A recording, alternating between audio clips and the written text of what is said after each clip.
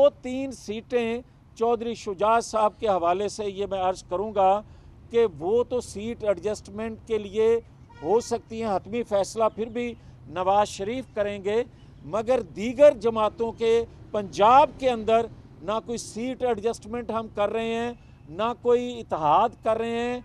वहाँ सिर्फ़ और सिर्फ पंजाब में मुस्लिम लीग नून के प्लेटफार्म से ही इलेक्शन लड़ा जाएगा, कोई सीट एडजस्टमेंट नहीं, कोई इत्तेहाद नहीं। हाँ, दीगर 3 सूबों में इत्तेहाद भी हम कर रहे हैं, इलाकाई जमातों से भी, नेशनल जमातों से भी सीट एडजस्टमेंट भी कर रहे हैं। अच्छा जवेद साहब, ये जवाब दीजिएगा कि 5 किरदारों की बात की जाए तो पहले आपकी जितनी प्रेस कॉन्फ्रेंसेस थी उसमें आप ये कहते थे ये मेरा पर्सनल राय हो सकती है। क्या अब इस केस के बरी होने के बाद जिनका आपने नाम लिया कि 2 साल कैद भी इसमें काट चुके हैं पार्टी कायल, तो क्या मुस्लिम लीग नून की जो लीगल टीम है इनके खिलाफ हदके इज्जत का दावा करना चाहिए आपको, या करेंगे? आपका प्लान है? हदके या हो या हदके हो, मैं आपको सिर्फ ये कह देता हूँ कि सिर्फ और सिर्फ पाकिस्तान के अंदर पाकिस्तान के अदारे, क्या अदारों के अंदर ख़ुद एहतसाबी का तरीक़ाकार मौजूद नहीं है? और जब ख़ुद एहतसाबी का तरीक़ाकार नहीं अपनाया जाता तो फिर अदारों के ऊपर उंगलियां उठती हैं। आज भी मैं इंतकाम नहीं लेना चाहता, मुझे अल्लाह ने कल इज़्ज़त दी, मैं नहीं ये कहना चाहता कि फ़लाँ को कटहरे में लाएं। मैं ये ज़रूर कहने में हक़ बजानब हूँ कि जिनकी वजह से पाकिस्तान की बर्बादी हो गई, जिनकी वजह से अदारों पे उंगलियां उठीं, जिनकी वजह से अदारों में तकसीम हुई, जिनकी वजह से दुनिया में पाकिस्तान बदनाम हुआ, जिनकी वजह से महंगाई हुई, जिनकी वजह से पाकिस्तान के 7-8 करोड़ लोग एक वक्त की रोटी ना खा सकें, तो क्या उनको कटहरे में नहीं लाया जाना चाहिए? ये मेरा मसला नहीं है, ये पूरे पाकिस्तान का इशू है। मुस्लिम लीग नून पंजाब के तर्जुमान आपके साथ हैं, आप इनकी पॉलिसी को नेगेट कर रहे हैं कि पंजाब में और सीट एडजस्टमेंट नहीं हो रही। पंजाब के सदर और बाकी उनकी टीम आईपीपी के साथ एडजस्टमेंट कर रही है, जहांगीर तरीन पर एडजस्टमेंट हो रही है, हलीम खान पे हो रही है, मोहन चौधरी से हो रही है, आपने पार्टी पॉलिसी को नेगेट कर। अच्छा, मेरी अर्ज़ सुने, गुजारिश ये है कि ये आपकी जोश खताबत तो हो सकता है, मगर आपकी खिदमत में अर्ज़ करने की जो जसारत कर रहा हूँ वो यही है जो मैंने कह दिया है। बहुत शुक्रिया। 74 साल तो बता देना कौन है। 74 साल बाबा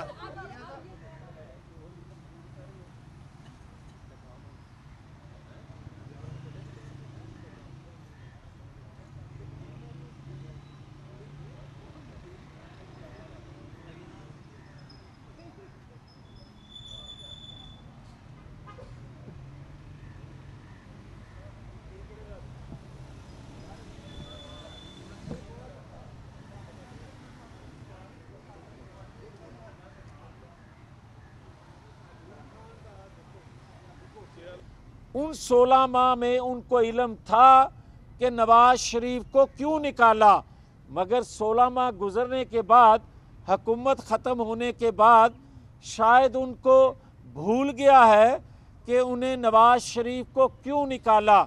तो फिर उन्हें शायद पूछना पड़ेगा मोहतरमा बेनज़ीर भुट्टो शहीद, जिन्होंने मिसाके जमहूरियत किया था और उसमें तमाम दोनों तरफ से एतराफ़ आए थे कि किस तरह निकाला जाता है और क्यों निकाला जाता है। तो आज अगर वो ये सवाल करते हैं तो शायद उसमें वक्ती तौर पे उनको इत्मीनान हो कि मैं कोई बयानिया बना रहा हूँ, मगर उनको ये इल्म रहना चाहिए जो ये सवाल करते हैं कि वोट का तकद्दस, वोट की बेइज्जती की गई इसलिए मैं अलग हूँ। तो उनको इल्म होना चाहिए कि जुल्फ़िकार अली भुट्टो वोट की इज्जत के लिए गए थे और फांसी चढ़ गए थे।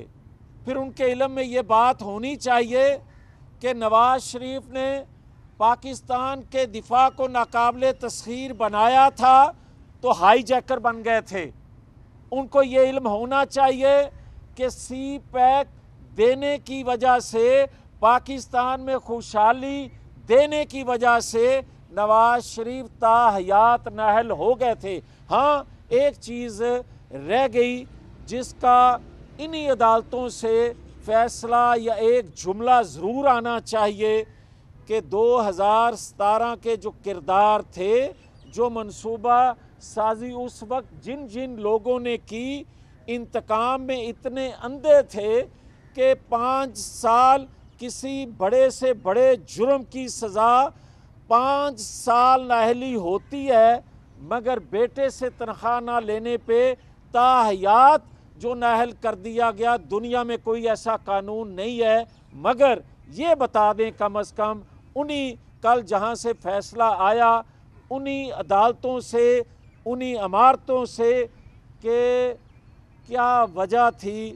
صرف پاکستان کے اندر سے منصوبہ بندی تھی، یا پاکستان کو خوشحال نہ دیکھنے والی وہ قوتیں جو پاکستان کے باہر سے کام کرتی ہیں ان کا کتنا حصہ تھا، تاکہ لوگ کھلے ذہن سے، صاف ذہن سے 2024 کے انتخابات میں جائیں اور اپنی پسند کی جماعت کا چناؤ کر سکیں۔ یہ ضرور ہم کہہ رہے ہیں کہ انشاءاللہ 8 فروری 2024 کے انتخابات میں کوئی جنرل فیض، کوئی جنرل باجوہ، کوئی جسٹس ثاقب نثار، کوئی جسٹس کھوسا، کوئی جسٹس بندیال نہیں ہوگا، بلکہ 25 کروڑ لوگ آزادانہ اپنی عدالت لگائیں گے اور اپنا بڑا فیصلہ نواز شریف کے حق میں دیں گے۔ بہت شکریہ۔ میاں صاحب، آپ نے آخر میں جو الیکٹیبلز ہیں ان کے ساتھ سیٹ ایڈجسٹمنٹ کر رہے ہیں، آپ کے سوال کے پہلے حصے کا جواب دے دوں۔ بات یہ ہے کہ بیانیہ ترجیحات، جب کوئی جماعت برسر اقتدار آتی ہے تو اپنی ترجیحات کا تعین کرتی ہے۔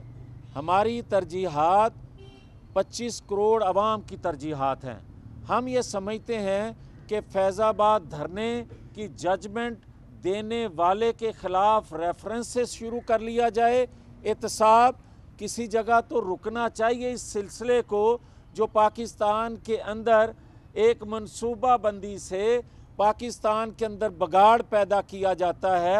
آپ 9-10 مئی سے شروع کر لیں۔ آج تو حالت یہ ہے کہ 9-10 مئی کے واقعے کو پاکستان کے عوام، دنیا کہتی ہے کہ یہ دہشت گردی تھی، مگر سہولت کار اس وقت کے جو تھے، یا آج بھی کچھ سہولت کاری جو میسر ہے، جو کہ یقیناً ہے کہ جیل کے اندر، پاکستان کی جیلوں میں جتنے قیدی ہیں، حوالاتی ہیں، ان کو اگر عمران خان کی طرح کی سہولت میسر ہے تو پھر میں اس کو سہولت کاری نہیں کہوں گا۔